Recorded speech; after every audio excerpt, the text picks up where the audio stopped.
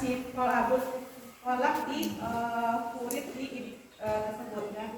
Nah kami di sini itu pernah belajar, awal itu kita belajar kampung kaya sama seperti sekarang ini. Jadi kita belajar kampung kaya, kita ini timbul ide dari mak-mak ini, dari teman yang meninggal dan membutuhkan orang untuk melaksanakan satu upaya khusus yang memandikan jenazahnya, kita ikut gitu kan. Nah itu hanya tiba-tiba gitu, tiba-tiba idenya muncul.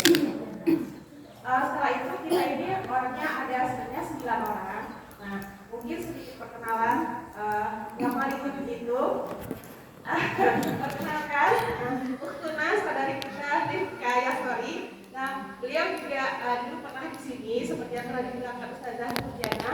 Nah, sekarang beliau itu selain murid di IDIK juga menjadi pengajar di sana ya, di IDIK juga di SD TQ Imam Bukhari ya. Dewi, Uktuna kita Dewi. Nah, beliau juga selain murid di IDIK, beliau juga mengajar di SD TQ. Nah itu saudara kita Elisa di TPI Al-Islam dan Al-Insan ya. Assalam dan Al-Islam. Jadi ada Uktuna kita Diana. Nah beliau juga masih murid di IDIK, tapi sama seperti saya, ininya di rumah tangga. Di sebelahnya Uktuna kita, dia juga masih murid di IDIK ya, masih murid di IDIK dan sama dengan saya juga di rumah tangga. Nah di sebelah ini saudara kita Mila ya. Nah beliau samping murid daripada IDIK juga jadi mu'alimah di RQN, Rumah Quran An-Najah di Papua. Nah itu dibina oleh Ibu Suci yang Suci Kudus. Jadi beliau yang membina Rumah Quran An-Najah seperti itu. Dan terakhir saya sendiri mungkin sebagian kecil udah tahu, sebagian kecil udah tahu ya. Nama saya Anita. Saya juga kemarin sempat di IDIK, tapi sekarang udah stay di rumah gitu kan, karena kondisinya jadi tetap di rumah, jadi rumah tangga. Tapi ya itu tadi tetap insya Allah sih tetap memukau diri ya, karena kita dibilang belajar itu tidak ada saudara kita, tetangga kita, kerabat kita yang meninggal, kita tidak panik. Kalau misalnya sekarang nih ada saudara kita meninggal, apa yang pertama-tama dibikin sama kita? Kita akan cari orang siapa yang kira-kira memandikan, pasti kayak gitu kan? Siapa yang bisa memandikan ya, gitu kan? Padahal sebenarnya yang utama itu memandikan jenazah atau mayit itu adalah keluarganya sendiri. Itu yang utama. Ya, tapi sekarang kita begitu dengar ada yang meninggal, misalnya saudara kita nggak usah jauh-jauh, misalnya orang tua kita meninggal, kita akan memikirkan siapa yang akan bertanggung jawab memandikannya. Ya, ini hadis dari Bukhari. Maaf ya, ini hasil buka karena riwayat Bukhari 1263 dan Muslim 939. Saya bacakan pelan-pelan ya. Salah seorang putri Nabi Sallallahu Alaihi Wasallam, yaitu Zainab, telah wafat. Kemudian Nabi Sallallahu Alaihi Wasallam mendatangi kami dan bersabda, mandikan dia dengan bidara, dengan bilangan ganjil, atau 5, atau 7, atau lebih dari itu. Mandikan dia dengan bidara, dengan bilangan ganjil, 3, atau 5, atau 7, atau lebih dari itu, kalau hal itu diperlukan. Yang di akhirnya dengan kapur barus atau sedikit kapur ya, dan jadikan jika telah selesai tolong diberitahukan kepadaku. Kalau telah selesai tolong diberitahukan kepadaku. Menyelesaikannya, kami beritahukan kepada beliau. diberikan kepada kami kain penutup badannya. Diberikan kepada kami kain penutup badannya. Pakailah ia sebagai penutupnya. Kata kami menyisir rambutnya menjadi 3 kepak. Kami arahkan ke belakang. Ya, setelah dibagi 3 kepak, diarahkan ke belakang. Kelima dengan 2 syarat. Pertama dia ikhlas, yang kedua adalah ittiba. Ittiba ini artinya adalah bahwa kita menyelenggarakan ibadah itu sesuai tuntunan dari Rasulullah SAW. Air yang tercampur sabun. Atau kalau misalnya kecil, apa jika sudah ada dijual sabun yang sekaligus sudah ada di darahnya. Tapi ini sudah ada di darahnya langsung. Jadi kalau dia biasa hari-hari gitu. Oh, ada CEO. Ada jualnya. Nah, kapur barus ini digerus ya ibu akan dihaluskan. Kalau mau beli yang udah halus juga udah ada. Ya, toko juga ada menjual yang sudah halus kapur barusnya, jadi nggak perlu digiling di rumah yang copekannya nanti memasak sambal. Bukan kalau misalnya mayitnya kondisinya kurang, sudah mulai berbau ya. Nah, disediakan jeruk nipis ini. Jeruk nipis ini secukupnya, sebanyak yang ibu-ibu mau. Jadi nanti ini didapatkan kita potong dari kain kafan. Ya, kain pengalu tangan ini ketika kita membersihkan jenazahnya kita menggunakan kain untuk bagian-bagian tertentu. Selanjutnya adalah sarung tangan mandi. Sarung tangan biasa ya, ini yang dipakai orang yang memandikan nanti ya. Kemudian kain sugi. Nah, kain sugi ini untuk membersihkan gigi, hidung yang kecil-kecil itu juga diambil dari kain kafannya nanti. Dipotong dari kain kafannya. Dan berikutnya kantong sampah. Kantong sampah ini diperlukan nanti ketika kita membuka pakaian mayit, kan kita memotongnya, kita tidak akan diperlukan lagi, jadi dimasukkan ke dalam tong sampah. Begitu juga setelah kita membersihkan, masukkan ke dalam tong sampah. Berikutnya adalah tempat mandi ini. Kalau untuk jenazahnya mungkin sekarang sudah ada ya. Jadi untuk memandikan jenazah itu ibu sebaiknya diletakkan di tempat yang datar. Jangan dipaku. Kenapa? Pertama, mayitnya tidak rata ya, dan kalau lihat coba bayangkan kita tidur di atas kaki-kaki orang, nyaman nggak? Tidak kan? Tapi orang biasa menganggap itu karena sayang sama si mayit, jadi ditaruhkan di atas kaki-kakinya. Kasihan mayitnya. Yang berikutnya adalah kotorannya nyangkut di kaki kita. Kan? Kita kan membersihkan kotorannya, kan nanti nyangkut di baju-baju kita, dan itu kan kotoran najis gitu ya. Jadi tidak bersih. Ya, jadi sebaiknya memang menggunakan tempat mandi yang biasa kita lihat itu kan, yang ada yang berikutnya adalah ember. Ada ember nggak di sini? Mana embernya? Mohon ibu disediakan juga ya nanti untuk contohnya ya.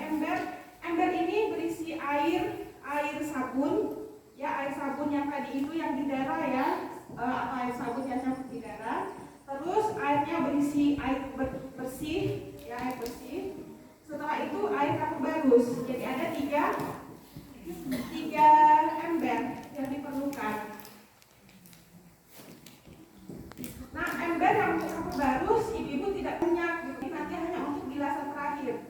Jadi kalau misalnya teman-teman kita pengalaman kalau disiapkan sama ahli baik itu ember untuk kapur barus itu gede banget tuh, dan airnya banyak. Tidak perlu seperti itu. Tapi ember gitu aja bisa yang sedikit kan, itu sudah cukup. Ya, sudah cukup untuk air kapur barus. Ya, karena dia cuma untuk bilasan terakhir aja. Selanjutnya adalah gayung. Kalau bisa pakai selang lebih ini ya, lebih enak memandikan jenazah dengan menggunakan selang. Dan kemudian terpal atau hijab. Terpal ini gunanya untuk menutupi lokasi mandinya jenazah ya. Lokasi menutupi mandinya jenazah. Berikutnya kain panjang. Hijab itu maksudnya di sini penutup ya, pembatasnya. Terus berikutnya kain panjang. Kain panjang ini disesuaikan aja dengan kebutuhan. sebenarnya tidak mesti batik, cuma kain panjang itu identik dengan batik ya, identik dengan batik. Jadi memang tujuannya adalah nanti untuk menutupi jenazah. Baik sebelum memandikan maupun setelah mandi nanti ya. Berikutnya adalah gunting, potong kuku, kemudian sisir,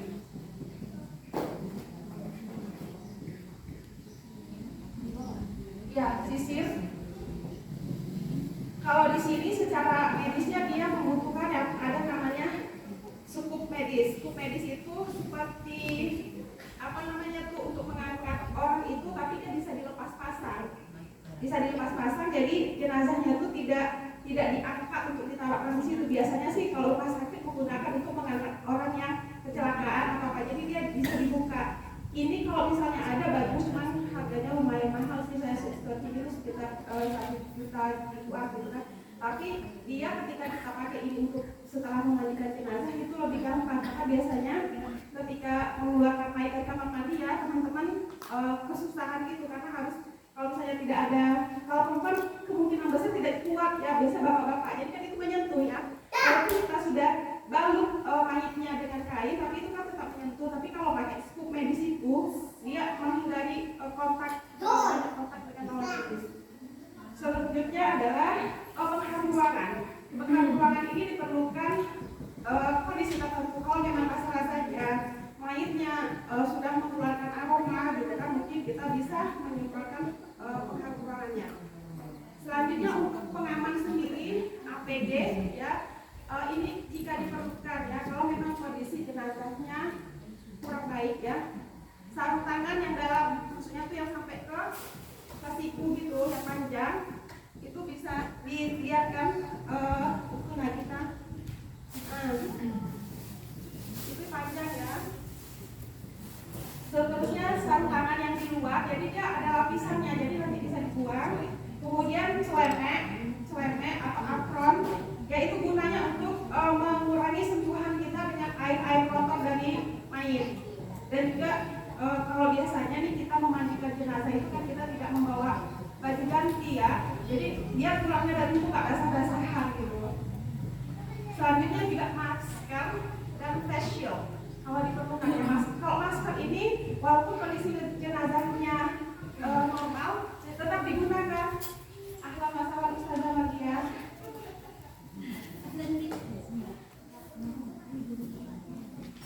Kemudian sepatu bot ini juga digunakan untuk kenyamanan buat kita yang memandikannya.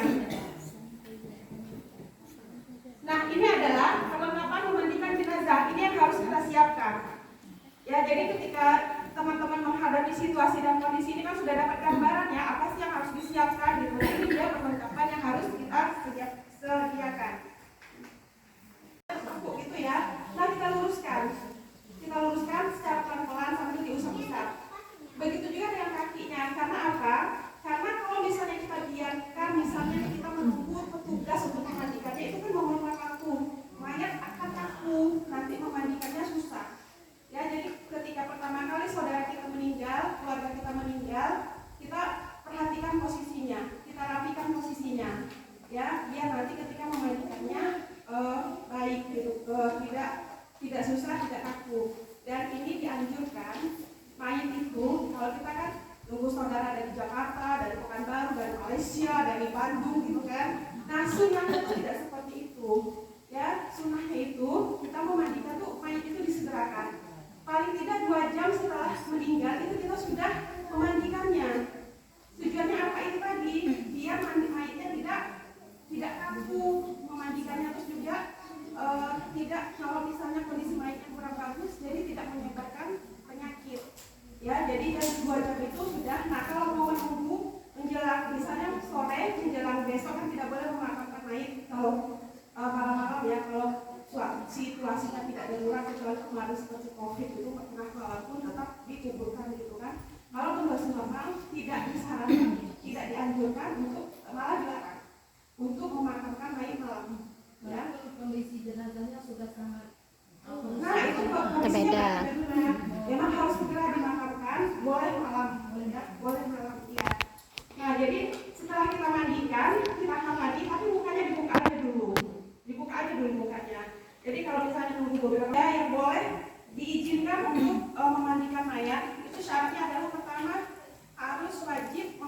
orang muslim itu adalah orang muslim, ya. Pertama harus muslim, ya, berakal. Ya, syarat untuk memandikan mayat adalah pertama adalah muslim, yang kedua berakal, yang ketiga mumayyiz. Adapun tidak bermanfaat. Ya, kalau secara umur ini biasanya umurnya 7 tahun ke atas, ya, 7 tahun ke atas mereka sudah mumayyiz. Kemudian terpercaya atau amanah, ya. Kenapa? Karena ketika kita memandikan mayat itu ada hal-hal yang tidak pantas kita ceritakan keluar, dan itu harus didiamkan oleh pemandi mayat. Ya, tidak boleh diumbar aibnya mayit, ya, tidak boleh, ya, itu dosa. Kemudian orangnya paham, ya, berilmu dalam hal ini, ilmunya di sini maksudnya dalam ilmu syar'i dalam memandikan jenazah.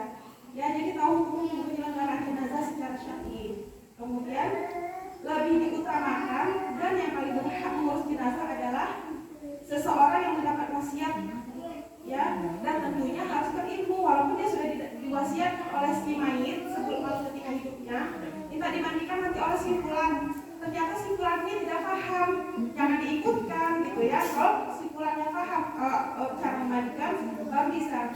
Ya, ini ada dicontohkan ketika Abu Bakar Siddiq berwasiat supaya dimandikan oleh istrinya Asma bin Haris. Ya, kemudian ketika beliau meninggal memang dikerjakan, ya, memang dimandikan oleh istrinya. Kemudian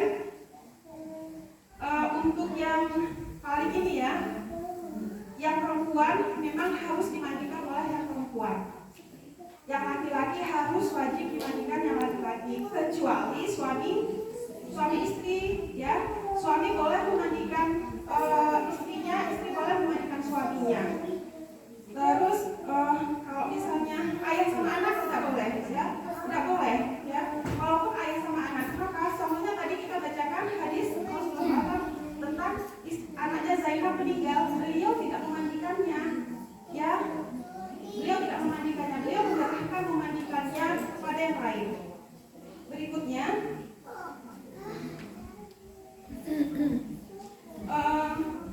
kalau misalnya kondisi darurat, si mayit itu mayit perempuan, tapi lingkungannya bapak-bapak semua yang benar-benar tidak ada perempuan, bagaimana? Boleh nggak sih bapak-bapak ini memandikan mayit perempuan? Memang kondisinya kemungkinan terjadinya sedikit sekali, ya, tapi itu mungkin bisa jadi aja ada, gitu. Boleh nggak bapak-bapak memandikan? Hah? Tidak boleh. Terus mayitnya diapain? Dikafanin aja langsung? Ya, benar, ya, tidak boleh dimandikan dalam kondisi apapun. Jadi mayitnya ditayamumkan saja, ya, ditayamumkan. Terus, nah, itu perlengkapannya sudah, syarat memandikannya juga sudah. Kemudian kita masuk kepada tahap memandikan mayat. Fadilah atau keutamaan dari orang yang memandikan jenazah. 4 dan Baihaqi 362, ya. Hadis riwayat Al-Hakim 354 dan Baihaqi 362. Siapa yang memandikan mayit muslim, ya, siapa yang memandikan mayit muslim, maka hendaklah menyembunyikan aibnya.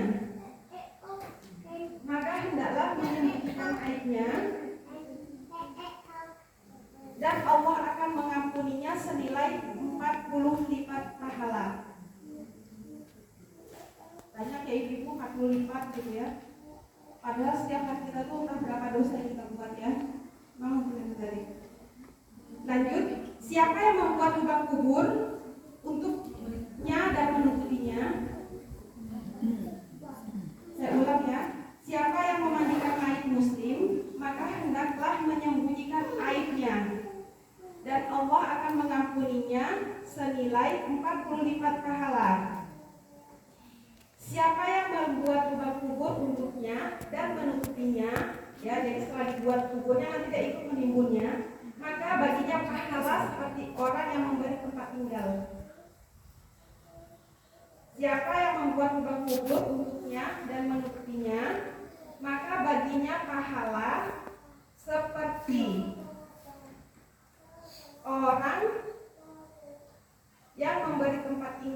adanya hingga hari kiamat. Jenazah, ya jenazah yang sudah disiapkan dibawa ke tempat pemandian, ditaruhkan di tempat yang seperti kita lihat tadi, tempat khusus untuk mayit, ya jangan ditaruhkan di kaki, gitu ya, di tempat yang datar. Gitu. Kalau memang tidak ada tempatnya, mungkin di lantai juga boleh. Kalau misalnya tidak ada tempatnya, tapi sebaiknya ada tempat jangan, karena kurang sopan ya, karena kita mau melakukan mayit itu ya sebagaimana kita mau melakukan orang hidup ya. Jadi jangan di kaki karena tidak nyaman bagi si mayit. Tidak bertugas ikut hadir di situ. Ini kebiasaan kita kan, udah ditutup kita intip-intip kan, intip-intip gitu gimana diselenggarakan kita. Itu umumnya di masyarakat seperti itu. Tidak berkepentingan tapi kepo gitu ya. Nah itu makruh ya, karena apa? Karena nanti itu tadi mayit itu harus dijaga aibnya. Ya, yang tidak berkepentingan tidak boleh hadir. Dan kalau misalnya dia di tempat terbuka, tidak ada di kamar, itu harus dibuatkan ditutup pakai yang tadi itu kita terpal, ya. Jadi memang harus ditutup, benar-benar tertutup, ya, untuk memandikan jenazah. Ya, pertama kita potong mayitnya, ya. Nah, gunting tadi adalah gunanya untuk membuka baju mayit.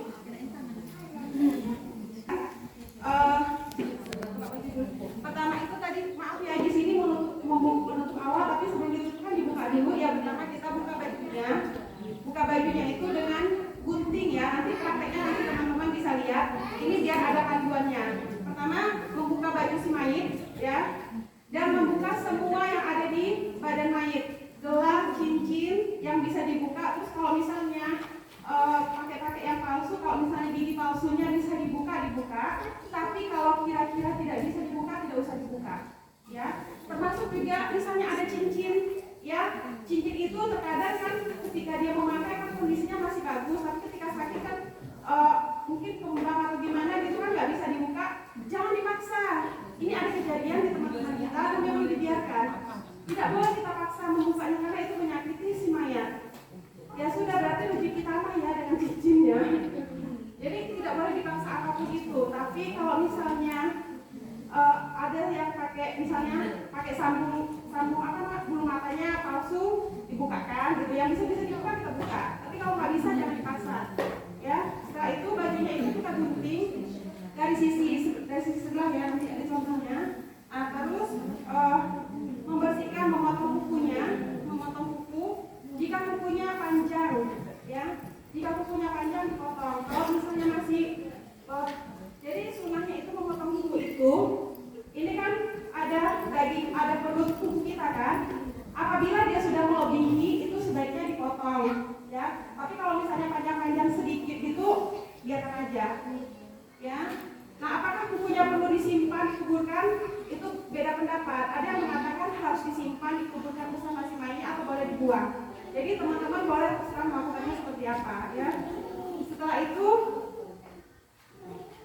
setelah dipotong kuku, dibuka baju, ya.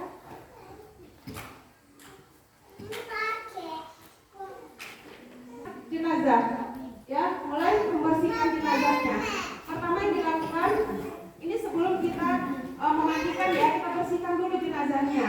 Pertama, mendudukkan jenazah. Ya. Teman-teman pastikan ini tetap tertutup ya. Kalau ini dari dada sampai bawah ya, sampai kaki, betis ya, itu tertutup ya. Jadi ketika memandikannya kita cuma lapnya dari bawah kain, tidak boleh diintip-intip ya. Nggak boleh diintip-intip karena itu mengenai awalnya. Jadi bukan berarti nanti kita saudaranya misalnya adiknya atau kakaknya kita bisa bebas membukanya, tidak.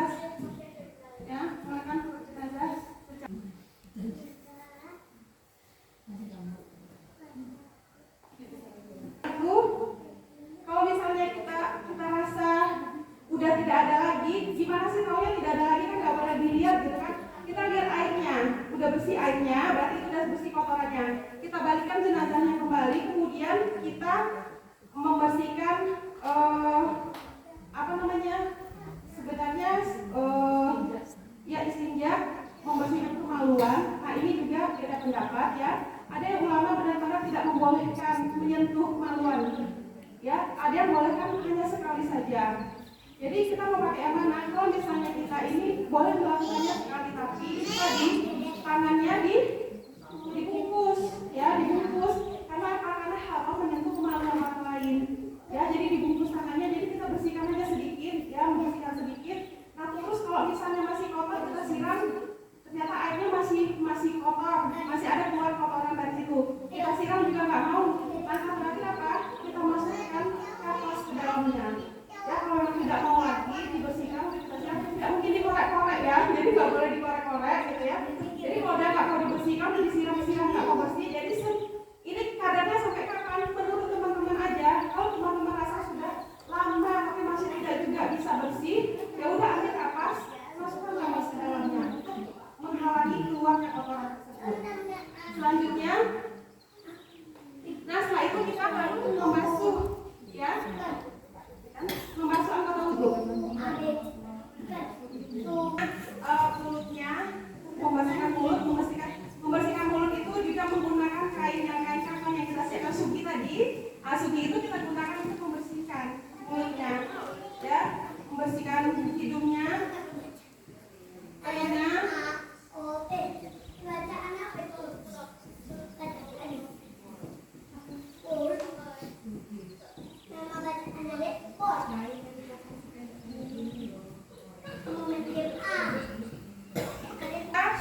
Membasuh anggota wudhu, ya, membasuh anggota wudhu sama seperti berwudhu 3 kali dimulai dari yang kanan, ya. Ini sama persis seperti berwudhu, ya, 3 kali dimulai dari yang kanan. Terus misalnya ada 2 orang, boleh, maksudnya tidak harus 2 orangnya nanti yang terakhir yang di ujung kaki, ada orang di ujung kaki dia yang mencuci kakinya boleh gitu. Jadi tidak mesti 1 orang yang dari awal sampai akhir, nggak boleh sama-sama boleh. Tapi urutannya tetap, ya urutannya tetap. Nah setelah kita basuh anggota wudhu baru kita mandikan. Nah baru kita mandikan. Bagaimana cara memandikannya? Tadi sudah disebutkan di hadis, memandikan dengan sidr dengan 3, 5 atau 7 kali atau lebih sesuai dengan kebutuhan. Nah itu adalah hadis, ya. Memandikan.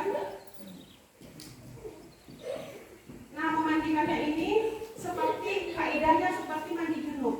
Pertama yang dilakukan adalah membasuh rambut, ya. Rambutnya disampo, dikeramas, ya seperti kita keramas biasa, ya. Ini teman-teman jangan lupa ya, ketika memandikan jenazah ini niat di dalam hati dan baca bismillah, ya. Niat di dalam hati baca bismillah, itu aja. Jadi kan bingung nanti baca apa sih ketika mandikan, kan nggak hafal, juga nggak banyak bacaannya gitu. Jadi ketika memandikan jenazah kita niat dalam hati kita memandikan jenazah dan memulainya dengan membaca bismillah. Begitu juga dengan ketika membasuh anggota wudhu kita baca bismillah untuk kita sendiri aja.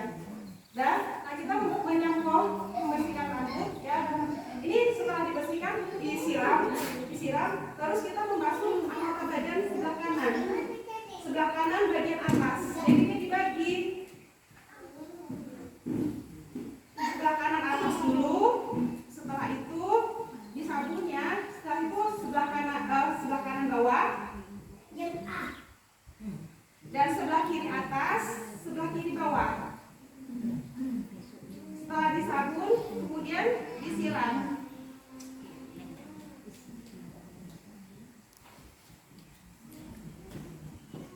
Kita siram.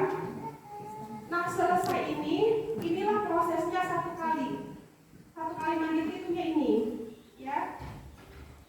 Jadi kami juga kemarin itu bertanya-tanya, hitungannya 3 kali itu mana sih? Gitu kan ada yang memandikannya 3 kali gitu kan, satu itu enggak gitu ya. Jadi ternyata yang 1 kali itu setelah selesai kanan, kiri dan semuanya dari mulai rambut itu 1 kali. Nah mau buat 3 kali kita berarti harus mengulangi proses ini lagi. Proses ini kita ulang lagi sampai 3 kali. Nah setelah selesai baru kita basuh atau bilas dengan air bidara.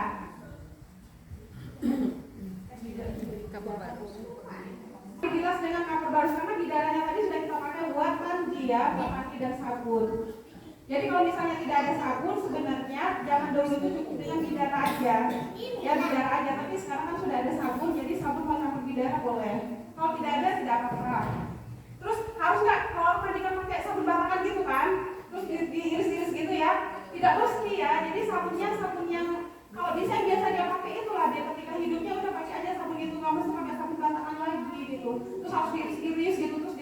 pasang. Iya, iya yang kamu telepon itu ya, nggak mesti. Jadi itu tidak harus seperti itu. Saya juga melihatnya itu dari dulu tuh seringnya seperti itu, tapi setelah tahu, oh ternyata tidak seperti itu gitu. Iya, yang biasa kita pakai aja. Mayat itu udah, iya tuh ternyata susah lagi kan Bu. Iya, sekarang orang jarang jual sabun telepon itu gitu kan. Jadi, nah tidak harus pakai sabun telepon gitu enggak gitu kan. Belum sudah selesai. Nah udah selesai, selanjutnya apa? Dikeringkan dengan handuk, ya dikeringkan dengan handuk. Ya rambutnya, badannya dikeringkan dengan handuk. Nah setelah itu mayatnya kita bungkus lagi. Ini bungkusnya rapat ya. Kenapa? Karena kita akan mengangkatnya keluar. Biasanya ibu nggak kuat, yang angkatnya adalah bapak-bapak. Usahakan memang muhrimnya, ya usahakan memang muhrim yang mengangkatnya. Tapi ini tetap kita balut ya, balutnya ini sempurna, tidak ada kulit dan kelihatan apa yang akan tersentuh oleh yang mengangkat jenazahnya nanti. Tempat pengkafanan. Berarti proses pemandiannya selesai. Gampang kan ibu? Gampang. Jadi tidak ribet seperti yang dalam imajinasi kita gitu kan, yang kita tidak berani memandikan ladang ini salah, itu salah, tidak sesuai aturan, tidak gitu. Nah ternyata seperti inilah memandikan mayat itu. Kira-kira nanti kalau keluarga yang meninggal bisa nggak ya? Nah itulah dia tujuan kita. Jadi nggak perlu mikir ketika ini siapa yang mau dipanggil ya memandikan mayat ini ya, siapa yang bisa memandikan mayatnya, makcik samu tak ya, makcik samu tak ya, tidak gitu ya. Kita udah bisa menyelenggarakan untuk keluarga kita sendiri.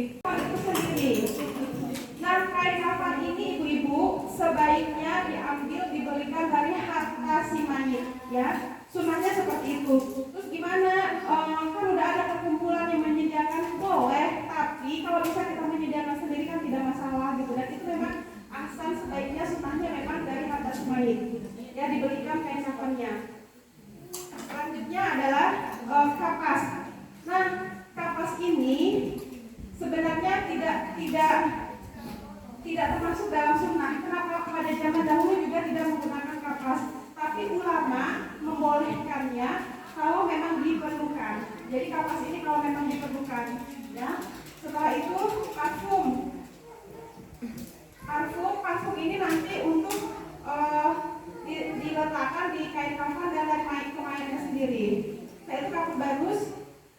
Parfum ini tidak mesti yang non alkohol ya. Maksud tidak harus cari yang non tidak. Di parfum yang biasa dipakai si mayat juga boleh. Jadi misalnya dia suka wangian apa, ya udah kita kasih itu aja gitu, boleh gitu ya. Kapur bagus. Terus tali pengikat ini yang kita ambil nanti dari kain kafan itu sendiri ya. Setelah itu tikat pandan dan gunting kalau diperlukan.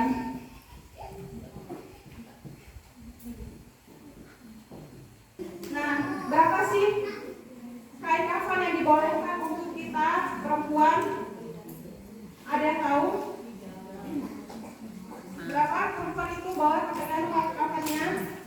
Secara sunnah 3, 5, 7. Berapa? Ya, jadi penyelenggaraan jenazah baik laki-laki maupun perempuan tidak ada perbedaan ya. Dalam kondisi normal tidak ada perbedaan ya, tidak ada perbedaan antara laki-laki dan perempuan. Jadi hadisnya yang untuk memandikan tadi dicontohkan adalah jenazahnya wanita yaitu Zainab putri Rasulullah SAW, dan ketika mengkafani itu ada contohnya Rasulullah SAW sendiri ya. Jadi di sini dari yang menggunakan kain kafan adalah dari Aisyah radhiyallahu anha berkata, dikafankan Rasulullah SAW dengan 3 helai kain berwarna putih dari pintalan kapas. Jadi ini kain beliau ini dari Yaman ya, tanpa gamis, tanpa imamah. Beliau dibungkus dengan ketiga kain tersebut. Hadis riwayat muttafaqun alaihi. Hadis riwayat Muslim dan Bukhari yang mereka sama-sama di mereka ada hadis seperti ini. Setelah wafat salah seorang di antara kamu ini untuk membayar kafannya ya, maka jika dia mempunyai sesuatu untuk membiayai maka kafankan dari kain yang bergaris. Terus kalau misalnya ada kain kain putih yang bergaris. Mungkin teman-teman dulu ingat ada selimut putih yang ada garis-garis hitamnya. Nah itu dibolehkan. Jadi di antara tiga itu salah satunya kain putih yang bergaris itu dibolehkan dan disunahkan. Ya, di lapisan keberapa terserah, mau pertama, mau kedua, mau ketiga boleh, ya boleh. Tapi dia panjangnya tidak boleh setengah sampai leher gitu, nggak boleh ya. Jadi kain kafan itu memang harus panjang. Nah, untuk wanita seperti apa? Wanita itu sama dengan laki-laki, dia menggunakan 3 kain kafan. Ya, 3 kain kafan. Ya, kain kafannya itu 3. Di masyarakat sekarang itu minimal 5 ya, 5 dibikin. Kelima itu dibikin ada sarungnya, ada bajunya, ada jilbabnya. Nah, sedangkan Rasulullah SAW aja yang ketika hidupnya biasa memakai sorban, ketika beliau wafat tidak menggunakan sorban. Jilbab itu diasumsikan dengan sorban oleh ulama. Jadi Rasulullah SAW tidak pakai, kenapa kita memakai gitu. Terus ada yang membikinkan baju yang sampai dibulatkan gitu kan, cuma dikasih bolong sini gitu kan, tidak perlu, itu kan repot ya. Jadi penyelenggaraan itu sederhana. Jadi teman-teman ketika menyiapkan kafannya masih bikin kayak mana nanti bikin jilbabnya ya, kayak mana nanti bikin bajunya ya, tidak perlu. Jadi tinggal kain petak saja 3 sudah selesai. Terus kalau misalnya jenazahnya besar, jadi tumpukannya itu ini kain pertama. Kalau misalnya jenazahnya besar ya, besar. Kalau misalnya pakai 3 ini lapisan pertama. Nanti lapisan keduanya kayak gini susunannya. Nah, ya jadi sini 2, sini 3. Dia bisa dilipat. Ya bisa dilipat. Kalau misalnya dia besar sekali dan kain lipatannya itu tipis, bisa ini. Di sinilah bisa dipakai 5. Kenapa 5? Karena dia diperlukan, karena tidak menutup, karena kalau lapisannya tipis ya. Kalau orang besar itu kan kemungkinannya dia letupannya kelihatan. Kalau misalnya itu baru dibolehkan. Jadi 5 itu jika kondisinya memang tidak memungkinkan untuk 3 ya. Tapi umumnya sunahnya adalah 3. Tapi kalau dengan ini orang yang besar badannya itu nanti kakinya sedikit kan tutupnya, nggak kelihatan boleh. Tapi disunahkan sunahnya itu adalah 3. Dan itu hanya petak-petak begini saja, gitu. Tidak perlu dibuat-buatkan ini apa namanya jilbabnya, gitu. Bajunya, sarungnya, ya tidak perlu. Jadi kita ini memang suka menyusahkan diri sendiri. Kalau ada yang susah apa yang gampang gitu. Jadi memang Islam itu sebenarnya sederhana dan mudah gitu. Kita yang suka menyusahkan diri sendiri dengan kreativitas kita yang tinggi. Gitu. Baik. Nah, setelah itu di kain talinya boleh 3, boleh 5, terserah sesuai dengan kebutuhan. Kalau dia panjangnya tidak terlalu tinggi, 3 sudah cukup di kepala, di tengah, di perut sama di kaki. Tapi kalau dia misalnya panjang, ya mungkin bisa dibikin 5. Atau panjang sekali bisa lebih boleh. Jadi kalau tali sesuai kebutuhan kan minimal 3. Ya, pokoknya ini biar dia tidak lepas. Jadi ini pengikatnya gitu, biar dia tidak terpisah kainnya. Nah, untuk membungkus mayatnya itu kita tinggal lipatkan ke kiri dan ke kanan. Tidak perlu digulung, tidak perlu. Jadi dia tinggal dilipat aja ke kiri dan ke kanan, tapi ditetapkan, diselip-selipkan. Ya biar ketat dia. Setelah itu kita ikat sampai di sini.